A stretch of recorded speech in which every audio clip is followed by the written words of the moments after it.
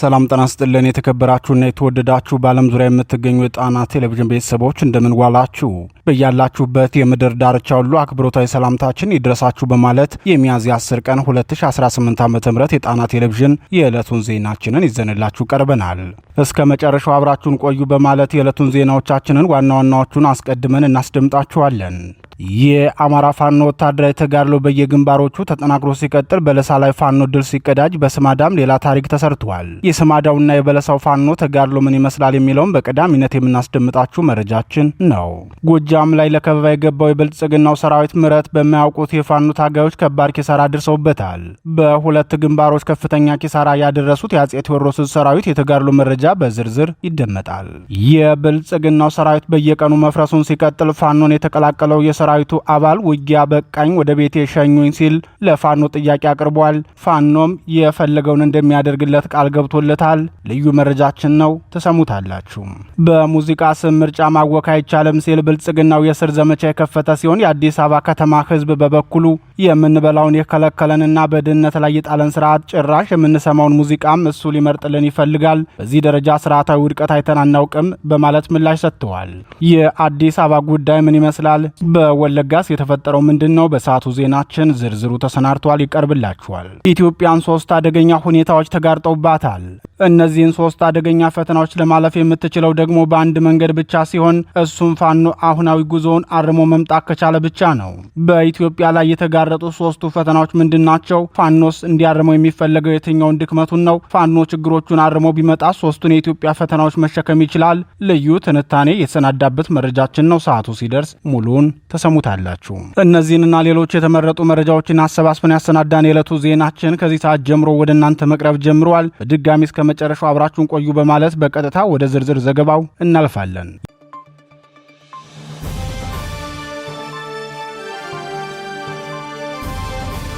በበለሳና በስማዳ የፋኖ ልዩ ተጋድሎ የአማራ ፋኖ ብሔራዊ ንቅናቄ ጎንደር ጠቅላይ ግዛት በላይ እዝ በተለያዩ ግንባሮች ወታደራዊ ድሎችን ተቀዳጅቷል። ከዋልድባ ጀምሮ በአርማጮ ደለሳ ግንባርና በመተማ ሰልፈርዲ እንዲሁም በጋይንት ድል የተቀዳጀው እዙ በበለሳ አውራጃም የታዲዮስ ታንቱ ክፍለ ጦር ታላቅ ድል መቀዳጀቱን የክፍለ ጦር ዋና አዛዥ አርበኛ ታርቆ ከበደ ለጣና ቴሌቪዥን ተናግሯል። አርበኛ ታርቆ ከበደ የዕለቱን ተጋድሎ አስመልክቶ ለጣና ቴሌቪዥን ሲገልጽም ኪንፋዝ በለሳ ታዲዮስ ታንቱ ክፍለ ጦር ድንቅ ስራ ሰርቷል።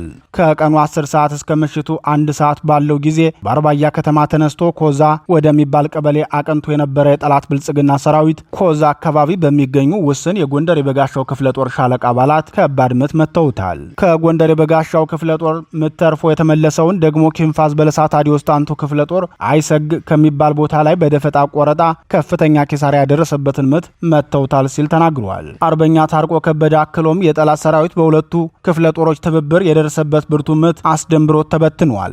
በውጊያው የወደቁ አባላቱን ለማንሳትም የተመታበት ቦታ ከወረዳው መቀመጫ በቅርብ ርቀት የሚገኝ በመሆኑ ከዚያ ካምፕ ከሚገኘው ኃይሉ ብዛት ያለው ሰራዊት ይዞ በመመለስ ሙትና ቆስለኛውን ብቻ አንስቶ ተመልሷል ሲል ተናግሯል። የደረሰበት ምት ሁለተኛ ወደኛ ቀጠና እንዳይገባ የሚያደርግ ነው ሲል የተናገረው አርበኛ ታርቆ በቆረጣና የጨበጣ ውጊያ በርካታ ሰራዊቱ ሲመታበት ወታደራዊ አመራር ሞቶበታል። ይህ መሆኑ ደግሞ ለጠላት ሰራዊት ከፍተኛ የስነ ልቦና ስብራትን ሲያደርስበት በአንጻሩ ለአማራ ፋኖ የአሸናፊነት ስነ ልቦናን ከፍ ብሎ እንዲቀጥል ያደረገ ድል ነው በማለት የተጋድሎን ውሎና ስፋት ገልጾታል። ይህ በእንዲህ እንዳለ በዚሁ ጎንደር ጠቅላይ ግዛት በላይ ዘለቀ እዝ የ206ኛ ከፍ ያለው ደሴ ኮር የአባት አርበኞች ጦር ማደራጀቱን አስታወቀ።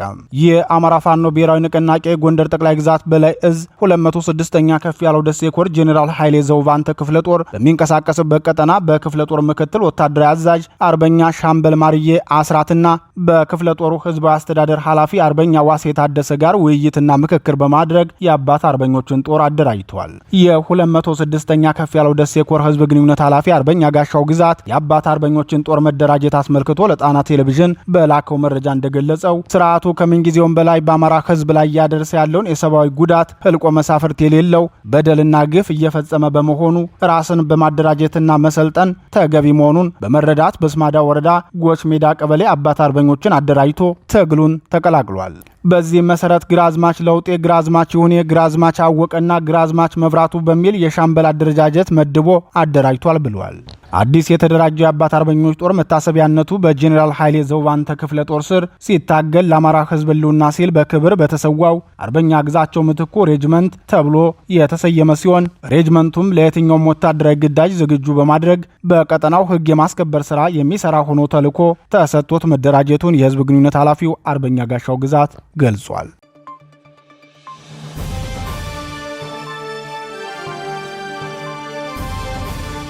የጎጃሙ ተጋድሎና የፋኖ ድል።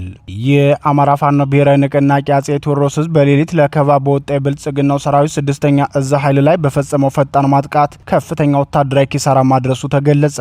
በምስራቅ ጎጃም ዞን ቢቡኝ ወረዳ መሽጎ የነበረው የብልጽግናው ሰራዊት ወደ ፋኖ ቀጠና በሌሊት ተጉዞ ከበባ ለመፈጸም ሙከራ ማድረጉን የገለጹት የጣና ቴሌቪዥን ምንጮች በፋኖ በተከፈተበት ፈጣን ጸረ ማጥቃት በርካታ ሰራዊቱ ሙትና ቆስለኛ መሆኑ ገልጸዋል። መሽጎበት ከነበረው ከቢቡኝ ዲጎ ጽዮን ከተማ በመነሳት ወደ ወይንውሃ ከተማ በሜካናይዝድ ታግዞ በርካታ እግረኛ ሰራዊቱን ያስገባው የብልጽግናው ሰራዊት በርካታ ሰራዊቱ እርምጃ የተወሰደበት ሲሆን ቀሪው ደግሞ ቆስለኛውን ይዞ መመለሱን ተገልጿል።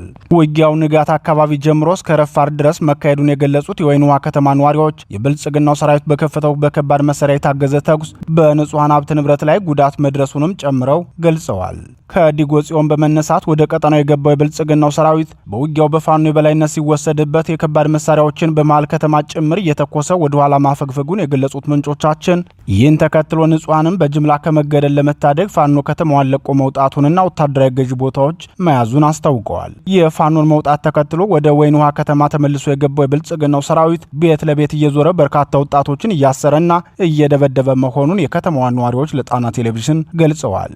ይህ ዜና እስከተጠናቀረበት እኩለ ቀን ድረስ ከ7 በላይ ወጣቶች በሚልሻና አድማ ብተና ታፍነው መወሰዳቸውን የገለጹት ምንጮቻችን ከፋኖ ጋር በነበረው ውጊያ ሽንፈት ማስተናገዱን ተከትሎ በንጹሃን ላይ የበቀል እርምጃ እያደረሰ መሆኑን ተናግረዋል። በተያያዘ ዜና በዚሁ በምስራቅ ጎጃም ዞን ደብረ ቀለም ቀጠና ወደ ፋኖ ቀጠና የገባውን የብልጽግናውን ሰራዊት ጽጌ ተራራ ላይ የአማራ ፋኖ ብሔራዊ ንቅናቄ አጼ ቴዎድሮስ ህዝብ በጣለው የተጠና ደፈጣ ጥቃት በርካታ እግረኛ ሰራዊቱን ሙትና ቆስለኛ አድርጎ ወደ መጣበት እንዲመለስ ማድረጉን የጣና ቴሌቪዥን ምንጮች ገልጸዋል። ከሰሞኑ በአራቱም የአማራ ግዛቶች የሌሊት ዘመቻዎችን እንደ አዲስ የጀመረው የብልጽግናው ሰራዊት ዛሬ ወደ ፋኖ ካምፕ በከበባ ለመግባት ያደረጋቸው ሙከራዎቹ በሙሉ በፋኖ የተቀናጀ ጸረ ማጥቃት እርምጃ ተመክተውበታል። የጽጌ ተራራው ተጋድሎ በሌሊት የጀመረ ሲሆን እስከ ጠዋቱ 3 ሰዓት በከባድ መሳሪያ ታግዞ ቀጥሎ አርፍዶ ነበር። ፋኖ በውጊያው የቡድንና የነፍስ ወከፍ መሳሪያዎችን ጨምሮ በርካታ ተተኳሾችን ከጠላት ሰራዊት ላይ ነጥቆ ገቢ ማድረጉን ገልጿል።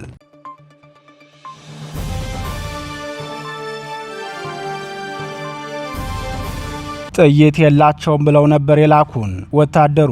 የብልጽግናው ሰራዊት አባላት ወደ ውጊያ ሲገቡ በአዛዦቻቸው ፋኖ ጥይት ስለሌለው ብዙ አይዋጋችሁም እየተባሉ እንደሚላኩ ፋኖን የተቀላቀለው የብልጽግና ወታደር ተናገረ። የአማራ ፋኖ ብሔራዊ ንቅናቄ አጼ ቴዎድሮስ ህዝብ 201ኛ ኮርን የተቀላቀለ የብልጽግናው ሰራዊት አባል አለቆቻችን ምን ያህል ውሸታሞች እንደሆኑ ያረጋገጥነው ወደ ውጊያ ከገባን በኋላ ነው። ውጊያ ስንገባ የፋኖ የመዋጋት አቅም ከፍተኛ መሆኑንና ያላችሁ ጥቅም ዘመናዊ መሆኑን አይቻለሁ ብሏል። ሳስበው ከኛ የተሻለ ጥይት ሳይኖራችሁ እንደማይቀር ሁሉ አስባለሁ ሲል የተናገረው የብልጽግናው ሰራዊት አባል የነበረው ወታደር አለቆቻችን ፋኖን የሚገልጹት በነጻነት ተዋጊነት ሳይሆን በተራ ሽፍትነትና በሌባ አምሳል ነው። ቆይቼ ስረዳው ግን ፋኖ ፍጹም የተለየ ኃይል ነው ሲል ተናግሯል። ፋኖ መዋጋት ብቻ ሳይሆን እጃቸውን ለሚሰጡት የብልጽግና ሰራዊት አባላትም የሚያደርገውን አቀባበልና የሚያሳየው ርህራሄ እንዳስቀናው የገለጸው የቀድሞው የብልጽግና ወታደር የፋኖን ጥሪ ተቀብለው ሁሉም ከመከላከያ እንዲወጡ ተናግሯል። እሱም ቢሆን ከፋኖ ጋር ባደረገው ውይይት ተገቢው ክፍያ ተፈጽሞለት ወደ ቤተሰቦቹ እንደሚጓዝ ገልጾ ሌሎቻችሁም ከንቱ መስዋዕት ከምትሆኑ የፋኖን የምሕረት ጥሪ ተጠቀሙት ብሏል። የአማራ ፋኖ ብሔራዊ ንቅናቄ አጼ ቴዎድሮስ 201ኛ ኮር ህዝብ ግንኙነት ክፍል ኃላፊ ፋኖ ሀብታሙ የሱፍ ከቀድሞ የብልጽግና ወታደር ጋር ያደረገውን ቃለ ምልልስ ተከታትለን እንመለስ። ሰላም ጤና ይስጥልን ውድ አድማጭ ተመልካቾቻችን፣ የአማራ ፋኖ ብሔራዊ ንቅናቄ ቴዎድሮስ 201ኛ ኮር 54ኛ ክፍለ ጦርን የተቀላቀለ ጓድ አለ። እስኪ ስምህንና የነበርክበትን አሃድ አስተዋውቅ። እሺ ነው ኃይለ ማርያም ተባባላለሁ። ያለሁትም ሰሜን ሸዋ ነበር። የምኖረውም 50 ክፍለ ጦር 602 ነበር። እሺ ኃይለ ማርያም እስኪ እንዴት ነው ስለ ፋኖ ምን እየተባላችሁ ነው የምትነገሩት? ምንድን ነበር የሚባለው? ያው እዛ እንዳለን ያው ፋኖ ያው እንደዚህ እንደማይቀጥል ጥይት እንደሌላቸው ምናምን እንደማያሸንፉ ነበር እየተነገረን ያለነው። በቃ ሌባ ናቸው፣ ሽፍታ ናቸው፣ በቃ ጥይት እንደሌላቸው እንደማይዋጉ እየተደረገ ነበር ሲነገረን የተነበረው። ግን አሁን ፋኖ በአሁኑ ሰዓት እንደዛ አልነበረም። ከኛ የበለጠ ጥይት ይኖራቸዋል ብዬ አስባለሁ። እንደው አውደ ውጊያው ላይ የት አውደ ውጊያዎች ገብተሃል እና እንደው ውጊያውንስ እንዴት አየው? የፋኖ የመዋጋት አቅም እውነት በሚባለው ልክ ነው? እስኪ እንዴት ትገልጻለህ? አሁን ለምሳሌ ያው ባለፈው ሰደይ ነበር፣ እኔም ሰደይ ነበርኩኝ። አሁን የባለፈው ውጊያ ቢያንስ እንደው በዛ ከተባለ እንደው ሚሊሻና መከላከያ በጣም አልቋል እና ሙገር ላይም ተራራይም እንደዛው በተለይ በቃ በጣም ብዙሃን አልቋል። ቢያንስ ሚሊሻና አድማ በታይ ምናምን ቢያንስ በልቶ ምንም ብሎም ተፍታፍቶ የሚሉ ግን የሀገር መከላከያ ሰራዊት በቃ ምንም ሳይለት ነው እየተቀጠፈ ያለው ማለት ነው። ስለዚህ የመከላከያ ሰራዊት የሆናችሁ ቢያንስ ከቻላችሁ ወደ ፋኖ እየመጣችሁ ወደ ሀገር ቤት የምትታገሉ ከሆነ እዚህ ብትታገሉ የተሻለ ይመስለኛል ነው እንደራው። እንደው ለመውጣት ምን አነሳሳ? አሁን አንተ ከዛ ተቋሙ እንድትወጣ ያደረግህ ነገር ምንድነው? ቢያንስ እንደማይሆን ነው የማውቀው። ቢያንስ የፋኖ ትግል ስለጠነከረ በሁሉም ስለሚታይም በዚህም በዛም ስለሚታይም የፋኖ ትግል ስለጠነከረ በቃ ምንም አማራጭ እሱ ነው፣ መውጣት ነው ያለው አማራጭ ማለት ነው። እስኪ እንደው በመጨረሻ እዛ ተቋም ውስጥ ላሉ በርካታ አማራ ወንድሞቻችን አሉ፣ በመከላከያ በሚሊሻ በአድማ ብተናና እንደው ለነሱ የምታስተላልፈው መልእክት ካለ? አሁን ለነሱ ቢያንስ ለመከላከያ ሰራዊት ቢያንስ ለማስተላልፈው ቢያንስ ወደ አማራ ፋኖ እየገቡ ቢያንስ ወደ ቤተሰቦቻቸው ቢቀላቀሉ የመታገልም እቅድ ካላቸው እዚህ ቢታገሉ የተሻለ ይመስለኛል እኔ እንደራሴ ማለት ነው። እንደው ወደኛ ከተቀላቀልኩበት ሰዓት ጀምሮ እንደው የፋኖ አቀባበል ምን ይመስላል? እውነት እንደሚወራው እንደሚነገረው ወይስ እንዴት ነው? እስኪ ያለው ነገር አሁን የተቀላቀልኩት ትናንትና ነው። በእርግጥ 4 ሰዓት ምናምን ነበር የገባነው። መጣን፣ በፓትሮል ተቀበሉኝ፣ እዚህ እንትን ማለት ከዛ በቃ የአማራ አቀባበል ነበር የተደረገልኝ ማለት ነው። እዚህ ከተማ ማለት ነው እስከ 5 ሰዓት እስከ 6 ሰዓት ነበር አምሽተን የተለያየ ነው ማለት ነው። ከዛ ወደ ቤት የገባነው እና የአማራና ሸብረቅ የሚል አቀባበል ነበር። እንደው አሁን ትጥቅ ይዘን የወጣው እና እንግዲህ በተቋሙ ደረጃ እንግዲህ የኛ የራሳችን መተዳደሪያ እንትኖች አሉ። ምን ይደረግልሃል ነው ያሉት? ምን ይሰጣል ነው ያሉት? እስኪ ያለውን ነገር ሌሎችም ይዘው ይወጡ ተጠቃሚ የሚሆኑበት መንገድ ነው። ይረሸናሉ፣ ይገደላሉ የሚል ስለሆነ እንደው ያለውን ነገር እስኪ አስረዳቸው። እኔ አሁን ያው መሳሪያም ትጥቅም ይዤ መጥቻለሁኝ። አሁን በቃ ከትንሽ ቀን በኋላ ወደ አገሬ እንደምገባ ነው የተነገረኝ። በቃ ያለውን ነገር ተከፍሎኝ ምናምን ወደ እናትና አባቴ ቤት እንደሚሄድ ነው የተነገረኝ ማለት ነው። ስለዚህ ሁላችሁም ኑ፣ መገዳደል ይብቃ። ውድ የአማራ ልጆች ኑና ከወንድሞቻችሁ ጋር በመቀላቀል አማራን አብረን በጋራ እናድን የሚል መልእክት ነው ያለኝ። አመሰግናለሁ።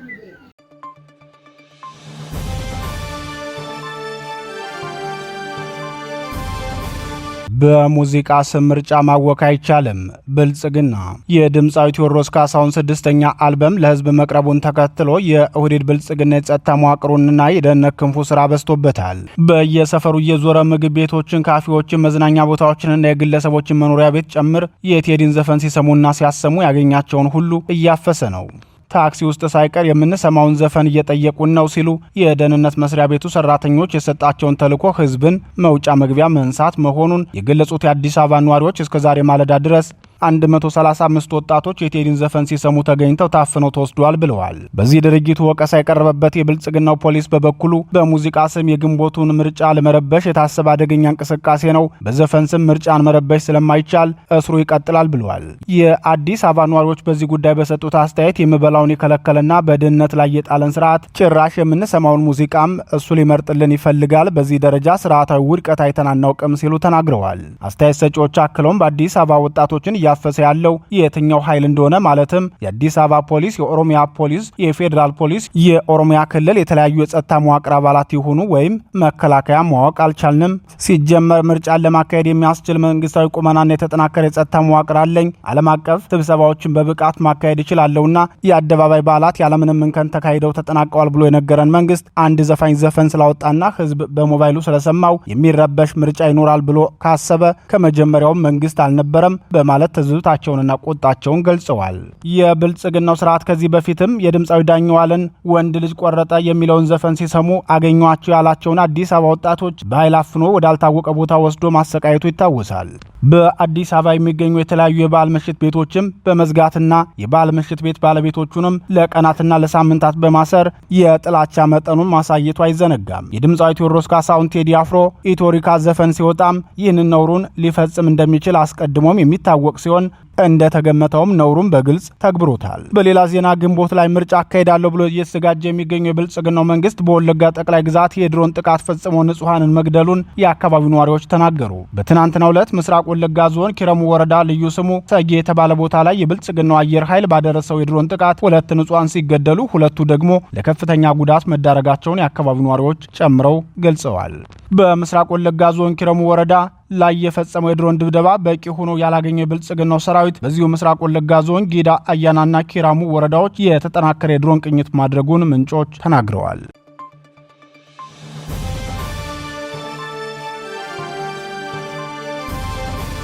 ሶስቱ ፈተናዎችና የፋኖ ኃላፊነት። የብልጽግናው ስርዓት የኢትዮጵያን ሀገረ መንግስት ቀጣይነት አጣብቄ ላይ እንደጣለው በርካቶች የሚስማሙበት ሀቅ ነው። ይህ የብልጽግናው ስርዓት የገጠመው ሁሉን አቀፍ የመሪነት ውድቀት ደግሞ ለቀጠናው ኃይሎች ትልቅ ግብዓት ሆኗቸው በኢትዮጵያ ቀጣይ ጣፈንታ ላይ 3 አደገኛ ካርዶችን ይዘው መጥተዋል።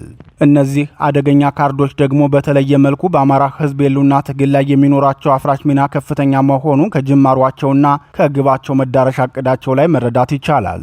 የአደገኛዎቹ 3 ፈተናዎች መፍትሄው ምንድነው የሚለውን መሰረታዊ ነጥብ ከማየታችን በፊት የእነዚህ ፈተናዎች ምንጩ ከየት ነው? ለእነዚህ ፈታኝ እውነቶች የፋኖ ኃላፊነት ምን መሆን አለበት? ሌላኛው ስጋትስ ምንድነው? የሚሉትን ቅድመ ታሪኮችና አሁናዊ ሁነቶችን በሚገባ መፈተሽ የሀሳባችንን ጥራት መስመር ያስይዝልናል። ቀደም ሲል በመግቢያችን ላይ እንደገለጽነው ብልጽግናው ሁሉን አቀፍ የመሪነት ቀውስ ገጥሞታል። ይህ የሆነው ደግሞ በዋናነት ይዞት ከተነሳው ፍኖተ ካርታ ዝናፌ ላይ የሚቀዳ ነው። በተለይም የአንድ ብሔርና የአንድ ሃይማኖት የበላይነትን አስጠብቃለሁ በሚል ሽፋን የጀመረው ጉዞ ነባር የሀገር ምልክቶችን አሻራ እስከ ማጥፋት የደረሰ ስውት መንገድን የሙጤ ብሏል።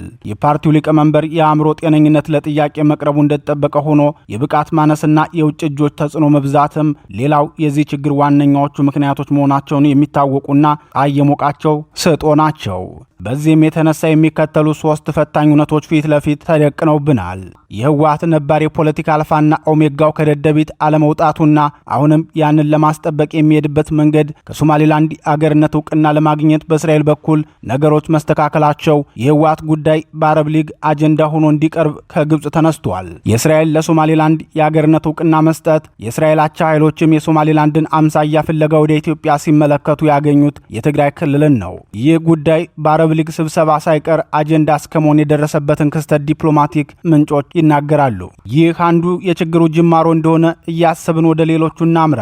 በሱዳን ምድር የተከማቸው ኃይል ማለትም ግብጽ፣ ሳውዲ አረቢያ፣ የሱዳኑ ሙስሊም ብራዘርሁድ ቡድን፣ ቱርክና አክራሪ የሃይማኖት ክንፍ ጭንቅላቱን ኢራን ላይ አድርጎ በቀጠናው የሃይማኖት መንግስት እውን ለማድረግ እየሰራ ያለ ኃይል ነው። የሱዳኑ ፈጥኖ ደራሽ ኃይል ዋና አዛዥ ጄኔራል ሐምዳን ዳጋሎ ከወር በፊት የምንዋጋው የሃይማኖት አክራሪነትን ከቀጠናው ለማስወጣት ነው ሲሉ መናገራቸውን ልብ ይለዋል። የዚህ አክራሪ የሃይማኖት ቡድን ደግሞ ኢትዮጵያ ውስጥ ከአቶ መለስ ዜናዊ ህልፈት በኋላ እግሩን እየተከለና አንዳንዴም በድፍረት ጭምር ዓላማውን በአደባባይ እየተናገረ ይገኛል። በቅርቡ ሐጂ ኢብራሂም ቱፋ አዲስ አበባ በሚገኘው የኢራን ኤምባሲ ተገኝተው ያስተላለፉት መልእክት ዝም ብሎ የአፍ ወለምታ ወይም ዲፕሎማሲያዊ ሽንገላ እንዳልሆነ የምናውቀው ከቀናት በኋላ በአዲስ አበባ የተካሄዱትን ሁነቶች ስናስታውስ ነው። ሐጂ ኢብራሂም ቱፋ በኢራን ኤምባሲ ተገኝተው ጽዮናዊው የአይሁድ መንግስትና ኢምፔሪያሊስቱ አሜሪካ በኢራን ወንድም ህዝብ ላይ የከፈቱት ጥቃት በአንድ ህዝብ ላይ የተቃጣ ሳይሆን በመላው ዓለም በምንገኝ ሙስሊሞች ላይ የተቃጣ አድርገን እንወስደዋለን የሚለውን መልእክት ካስተላለፉ በኋላ 2 ክስተቶች ተፈጽመዋል። የመጀመሪያው ክስተት የብልጽግናው ሊቀመንበር የሐጂው መልእክት ከኤምባሲው ገጽ ላይ እንዲነሳ ትዕዛዝ ማስተላለፋቸው ሲሆን፣ ሁለተኛው ደግሞ የመላው ሙስሊም ወጣቶች ካውንስል የሚባል ፕሮጀክት ነው። በተለይም የሙስሊም ወጣቶች ካውንስል ጉባኤ መካሄድ ማለት በ1928 ግብፃዊው ምሁር ሐሰን አልባና ሙስሊም ብራዘርሁድን ሲመሰርቱ ከነበረው ክስተት ጋር የሚመሳሰል ነው። የኛውን ጉዳይም በጥንቃቄ ስናጤነው ሱዳን የሰፈረው ኃይል ጭንቅላቱን ከኢራንና ከቱርክ አድርጎ በሶማሊያና በሱዳን በኩል የሚያደርገው እንቅስቃሴ ከብሔር አክራሪነቱ በተጨማሪ የሃይማኖት አክራሪነትም ሌላ ፈተና ሆኖ እየመጣ መሆኑን በግልጽ መናገር የሚቻልበት ደረጃ ላይ ደርሷል። ስለዚህ ይህ ጉዳይ ሌላው ፈተና እንደሆነ በአእምሯችን እንደያዝን ወደ ሶስተኛው ጉዳይ እናምራ። ስልጣን የያዘው ኦሮሞ ብልጽግና ፓርቲን ጨምሮ በተለያዩ የፖለቲካ ካምፕ ውስጥ የሚገኘው ኃይል ልዩነቱን አጥቦ ወደ አንድነት እየተሰባሰበ ነው። የዚህ ኃይል መሰባሰብ ዋና ምክንያቱ ደግሞ ብልጽግናው በከተማ አመጽና በትጥቅ ትግል ተዳክሞ መውደቂያው ስለተቃረበ ስልጣኑን ሌላ ኃይል በተለይም የኢትዮጵያኒስቱ ኃይል ወይም የአማራው ኤሊት ይይዘዋል ከሚል የፍርሃት ትንተና ነው። ከሀገራዊ አንድነትና ከህዝብ ለህዝብ ግንኙነት ይልቅ በማንኛውም ዋጋ ቢሆን የአንድ ብሔር የበላይነትን ማስጠበቅ ላይ የሙጥኝ ያለው ይህ ኃይል የብልጽግናውን ስርዓት ከውስጥና ከውጭ በሚደረግ ትግል ስልጣኑን ለመቀበል እያሰበ ነው። በተለይም የከተማ አመጽ፣ የሃይማኖት አክራሪነት፣ የፋኖ ኃይል ማደግና የትግራይ ክልል ሁኔታ ያሳሰበው የኦሮሞ ፖለቲከኞች ቡድን በጄኔራሎች የሚመራ መፈንቅለ መንግስት እስከ ማድረግ የሚደርስ እርምጃም ሊወስድ ይችላል። በተለይ ይህ ኃይል እንደዚህ አይነት ውሳኔ እስከ መውሰድ የሚዘልቅ አቅምና የፖለቲካ መግባባት ላይ ከደረሰ እጅግ በጣም አሳሳቢ ይሆናል። የዚህ ኃይል አደገኛነቱ የበለጠ ፈታኝ የሚሆነው ደግሞ የመፈንቅለ መንግስቱ ውሳኔ የማይሳካ ከሆነና ያልታሰበ ጉዳይ ይዞ ሊመጣም ስለሚችል በሚል ስጋት አሁን ስልጣን ላይ ያሉትን የብልጽግናውን ሊቀመንበር በተለያየ መንገድ በመደገፍ ጨካኝነት የተሞላውን የስልጣን ዘመናቸውን ለማስጠበቅ ሌላ እድል እያመቻቸ መሆኑ ነው። ይህኛው ሶስተኛው አደገኛ ፈተና መሆኑን እያሰብን ወደ ቀጣዩ ምዕራፍ እናምራ። ቀደም ሲል የተመለከትናቸው ሶስት ፈታኝ ሁነቶች በአንድም ሆነ በሌላ መንገድ እውን የሚሆኑ ከሆነ በኢትዮጵያ ምድር ምን ሊፈጠር እንደሚችል ማሰብ ከባድ ነው። በተለይ የሉና ትግል ላይ ለሚገኙ የአማራ ህዝብ በብሔር ፖለቲካ አደረጃጀታቸው ከካድሬዎች መፈንጫነት የዘለለ ፖለቲካዊ ተጽዕኖ መፍጠር ያልቻሉት እንደ ደቡብ፣ ሲዳማ፣ አፋር፣ ሶማሌ፣ ቤኒሻንጉል ጉሙዝ፣ ጋምቤላና የከተማው በተለይም የአዲስ አበባ ህዝብ የሚገጥማቸው ፈተና በዚህ ሰዓት መናገር ከምንችለው በላይ ከባድና አሳሳቢ እንደሚሆን ግልጽ ነው። አሁን ባለው ሁኔታ ደግሞ እነዚህ ሶስት ክስተቶች በአንድም ሆነ በሌላ መንገድ እውን መሆናቸው ደግሞ የማይቀር ይመስላል። እውን ሆነው የተፈራው ከመድረሱ በፊት መወሰድ ያለባቸው ቅድመ ሁኔታዎች ላይ ትኩረት ማድረግ የፋኖ አሁናዊ ሚና ነው። በኢትዮጵያ ፖለቲካ ውስጥ ፋኖ እየፈጠረው ያለው ተጽዕኖ በቀላሉ የሚታይ አይደለም። በርካታ ችግሮች ቢኖሩበትም፣ የመሪነት ክፍተቶች ቢስተዋሉበትም፣ ውስጣዊ ፈተናዎቹና ተግዳሮቶቹ አላላውስ ብለው ቢፈትኑትም ወደርንም ጠላንም በዚህ ሰዓት ፋኖ ማለት የኢትዮጵያ አማራጭ ኃይል ሆኗል። በፖለቲካው ብቻ ሳይሆን በወታደራዊ ዘርፍም ቢሆን ለኢትዮጵያ ህዝብ አማራጭ ኃይል እየሆነ ነው። ስለዚህም ፋኖ እጁ ላይ የገባውን ይህንን ወርቃማ ዕድል መጠቀም ከቻለ የተፈራው አገራዊ ቀውስ ቀርቶ ቀጠናዊ መረጋጋትንም መፍጠር የሚችልበት ዕድል አለው። ሆኖም እዚህ ላይም በስጋትነት የሚነሳው ነገር የፋኖ ጉዳይ በመሪነቱና በኃይል አስተላለፉ ነው። ፋኖ አንድ ወጥ ድርጅት መመስረቱ የሚታወቅ ቢሆንም የአራቱም ጠቅላይ ግዛት ተወካዮች የተለያዩ ሞቶዎችን የሚጠቀሙ መሆናቸው አሁንም የየራሱን የግለሰብ ስብና ግንባታ ላይ ያተኮረ አክቲቪስቶችንና የሚዲያ ባለሙያዎችን እየተጠቀመ የጎንዮሽ መጓተትን ለማስቀጠል የሚሞክሩ መኖራቸውና የድርጅት ውሳኔ መሬት ላይ ወርዶ ተግባራዊ አለመሆን የፋኖ ፈተናዎች ሆነዋል ማለት ይቻላል። በቅርቡ በጎንደር ቀጠና አንድ የዛ አደረጃጀት ለማምጣት የተወሰነው ውሳኔ ማስፈጸም ያልተቻለበት ምክንያት የአማራ ፋኖ ብሔራዊ ንቅናቄን ድርጅታዊ ቁመና ለጥያቄ የሚጋብዝ ያደርገዋል። ሌላው የአማራ ፋኖ ብሔራዊ ንቅናቄ እጁ ላይ የገቡትን እድሎች በአግባቡ እንዳይጠቀም እንቅፋት ሆነዋል የሚባሉት የኃይል አስተላለፍ ምርጫውና የጠላት ልየታው ነው። ውስጣዊ አንድነቱን አጽንቶ በተመሳሳይ ሎጎ ከመጠቀም በተጨማሪም ወጥ ሞቶ ሳይጠቀም አሁንም መግለጫዎች የግለሰብን ፍላጎት መሰረት ያደረጉ እንጂ በጽህፈት ቤት ኃላፊው በኩል የማያልፉ ሆነው እየታየ ባለበት ሁኔታ ወጥና የጋራ ዘመቻን ማካሄድ ባልተጀመረበት ሁኔታ ከአማራ ህዝብ የሉና ትግል ጋር የሚሰሩ ኃይሎችን ለመምረጥ የሚያስቸኩልም ሆነ የሚያስችል ሁኔታ የለም። እውነታዊ ሆኖ እያለ የታጋዩንም ሆነ የደጋፊውንና የአማራን ህዝብ የሚከፋፍሉ ወይም ሊያግባቡ የማይችሉ የኃይል አስተላለፍ ምርጫዎች በውስጥ ለውስጥ ሲወሩ እየተሰማ ነው። ይህንን መቅረፍና ቅድሚያ የውስጥ አንድነትን አጠናክሮ ወታደራዊና ፖለቲካዊ ድሎችን ማስጠበቅ የሚቻልበት ደረጃ ላይ ከተደረሰ በኋላ ከማን ጋር መስራት እንዳለበትና ማንን ከፋኖ በብዙ ማይል ማራቅ እንደሚገባው ይወስናል። የአማራ ፋኖ ብሔራዊ ንቅናቄ እነዚህን ውስንነቶቹን በውይይትና በውስጥ አንድነት በመፍታት የራሱን አቅም ማሳደግና የሚጠበቅበትን ከተወጣ በአማራ ህዝብ ላይ ብቻ ሳይሆን በአገረ መንግስቱና በቀጠናው ላይ ሊመጣ ያንዣበበውን ስጋት ማስወገድ ይችላል። ነገር ግን ፋኖ ይህንን ማድረግ ሳይችል ቢቀርና የተፈራው ቢደርስ ምን ሊያስከትል እንደሚችል የሶስቱ መዘዝኛ ኃይሎች አልፋና ኦሜጋን መመርመር በቂ ነው። የአማራ ፋኖ ብሔራዊ ንቅናቄ የእስካሁን ደካማ ጉዞዎቹን ሙሉ በሙሉ በመቅረፍ ወይም ለመቅረፍ ፈቃደኛ በመሆን ሊመጣ ያለውን ችግር ከወዲሁ በመረዳት አገራዊ ኃላፊነቱን ሊወጣ ይገባል ሲሉ ምሁራን ምክራቸውን ይለግሳሉ።